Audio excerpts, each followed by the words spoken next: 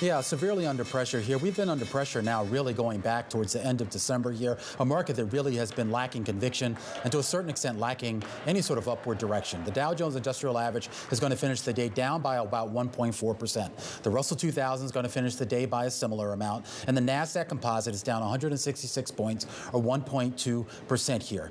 More importantly, though, the headline of the day right now is that the S&P 500 again falls 10% below that January 3rd all-time high that it most recently hit. It is now down 10.25% to be specific here after a 1% decline here on the day. All right, so back to levels on the S&P 500 from where we were back in October, which makes you wonder. We've seen a lot of movement around there. I mean, one thing, and we say this a lot, Taylor, is the one thing we can really kind of count on is a lot of volatility here. Indeed. Let's just highlight this, Romaine, because I think you do such a good job of putting the size and scope of the numbers and the charts that show the numbers.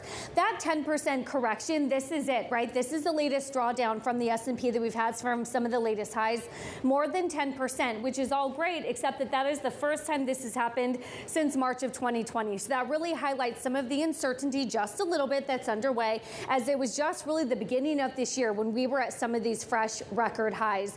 As we do for our audience every day, we're going to try to flip up the board live on air and go to some of the individual sector levels that we do, some of the winners, some of the losers. I hate to say it, Carol, but even the winners, there's only one green on the screen. It's up 0.2%. Hardware, equipment, some of those services index, but everything else is red on the screen. Take you down to the bottom. It's technology, it's durables, it's retail, it's auto, it's energy, it's food and retail. This, Romaine, is what I might actually classify as a broad-based sell-off when there was really hard to find a safe haven anywhere.